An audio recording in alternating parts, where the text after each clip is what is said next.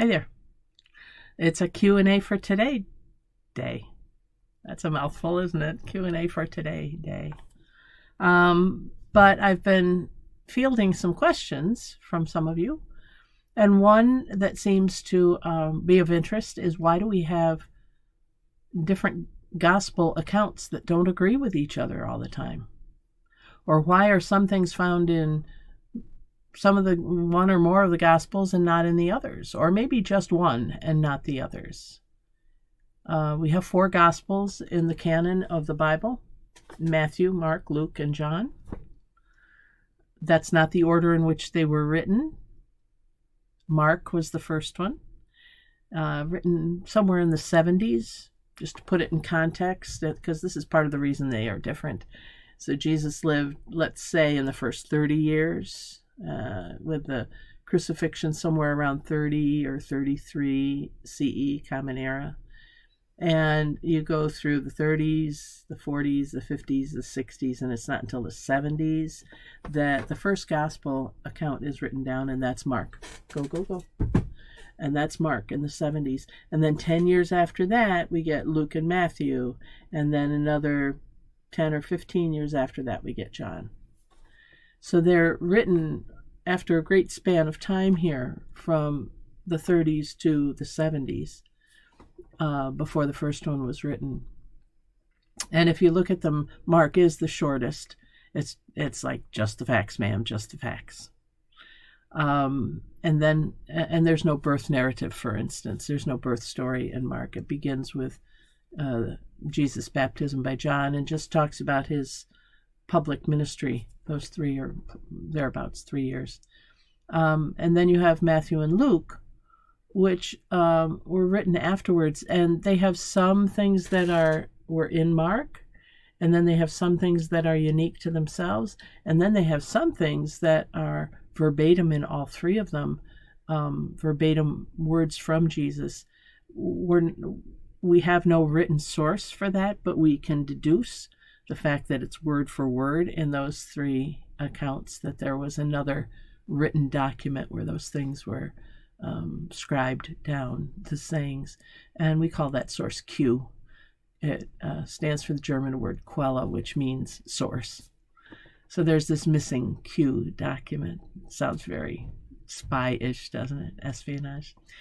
And then later on, John was writing to an entirely different audience, and it's really important to know, with anything in the Bible, why it was written, when it was written, who wrote it, and to whom it was written. And the reason for all of these being written down is that one of the reasons is that the first eyewitnesses to Jesus were dying off. That generation was leaving us, and different communities had sprung up around the various disciples, for instance, the apostles. And so you had a group that sprang up around the teachings of John, for instance, and it wasn't necessarily John the disciple who wrote those things down. It was not he, but it came out of the oral tradition of his community. The same with Matthew, and so forth. So why are things different? Well, because of the people to whom they were written. You take Matthew and Luke, for instance, both written probably in the same decade, but Luke's audience was primarily Gentile, non-Jewish, Greek, or other nationalities, but not growing out of the Jewish tradition, where Matthew was writing to the Jewish community. And so Matthew's accounts are going to be steeped in symbolism and wording that had meaning for Jewish believers. And Luke's not so. Luke was going to be explaining things in a different way to non-Jewish audiences. Then you run into John, who's greatly influenced by Greek philosophy at the end of the 1st century, a full 70 or maybe even 80 years after Jesus lived.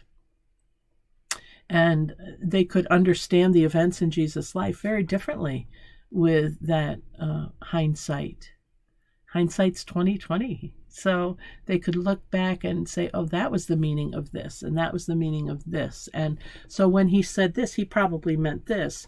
Plus, he's writing to a group of people who, by that time, the persecutions were not in full swing by any means for another 100 or 200 years, but they were beginning to feel persecuted and separated, both by Jewish communities that were distinguishing themselves from the Jesus followers, and by Rome and the non-Jews, and so a lot of what John was writing was done as exhortation to help people feel better and remember their faith, to remember that even though you didn't see me, you could believe in me. That message is very much entwined in John's writings. So this is just a little bit, little introduction to why some of the things are different and why some things are present in certain of the Gospels that are not present in the others.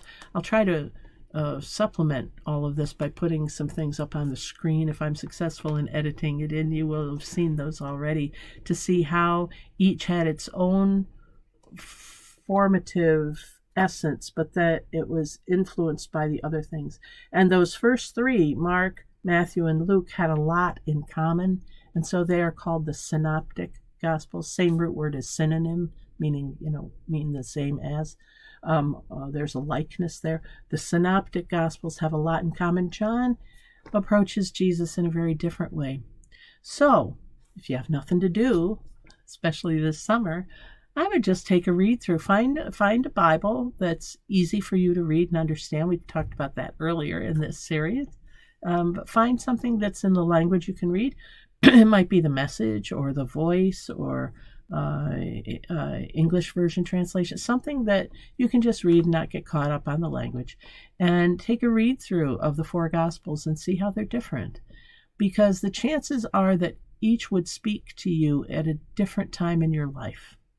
I know that in my 20s, boy, John's Gospel was it for me. Then later when I studied some more, I really fell in love with Mark. We all grew up with Luke's Gospel, especially around Christmas, and those are very familiar words, and his emphasis on Mary and the angels, well, all of the women and angels and healing. I mean, that was very important. And took me a while to really get into Matthew, I think, in the way that I appreciate him now. But at different points in my life, the different Gospels have said what I needed to hear. And it goes back to what we talked about earlier this week and something resonating with you. So maybe this summer, set about to just read through the four Gospel accounts and see which one is especially resonating with you at this time in your life. Okay? That's it for today. Thanks for joining me for this Q&A for today. And I'm Pastor Deb Swift of South Presbyterian Church in Rochester, New York. Look forward to seeing you next time. Until then, God bless. Take care. Bye for now.